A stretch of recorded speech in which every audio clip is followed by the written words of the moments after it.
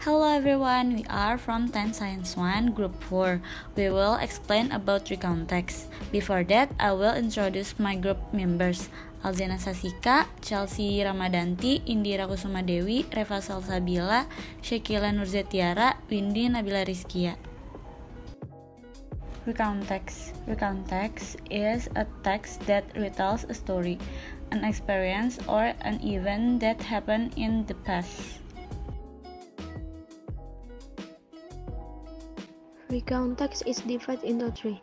The first, biography, menceritakan tentang riwayat hidup seorang tokoh. 2. Historical recount, menceritakan peristiwa bersejarah yang terjadi di masa lalu. And last, experience, menceritakan pengalaman pribadi penulis. The function of recontext. First, to tell experiences in which the writer was personally involved. Untuk menceritakan pengalaman yang dialami langsung oleh penulis. Second, to inform the readers by telling the past events historically and achievements in a person's life.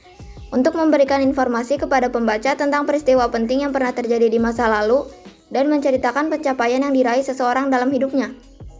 Third, to chronicle past events regarded as historically significant. Untuk mengurutkan waktu kejadian di masa lampau. Generic structure of recontext. First, orientation. Tell who is involved in the story, when, where, and why the story happened.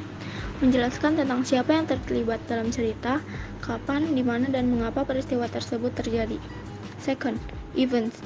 Tells what happened in the story. Menjelaskan apa yang terjadi dalam cerita. Third, reorientation. Tells the conclusion of the story. Menjelaskan kesimpulan dari cerita. Language features, ciri-ciri. Number 1, using past tense. Menggunakan past tense. Example, we went to the beach, I was happy. Number 2, use conjunction and time connectivities to short event or occurrences. Menggunakan conjunction dan time connectivities untuk mengurutkan peristiwa atau kejadian.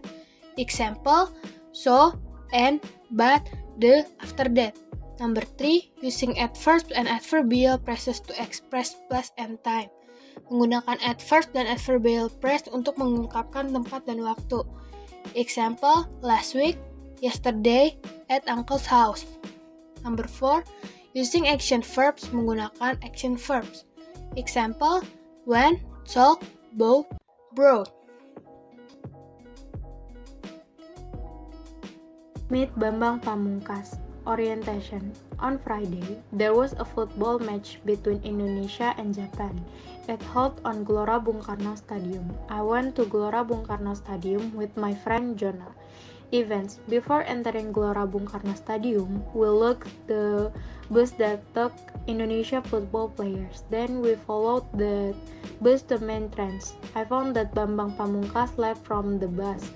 When we wanted to get close to Bambang Pamungkas, a security guard held me back, but I think that security guard was familiar. He was my old friend Budi. After that, he let me in. Finally, I could meet Bambang Pamungkas and got his signature.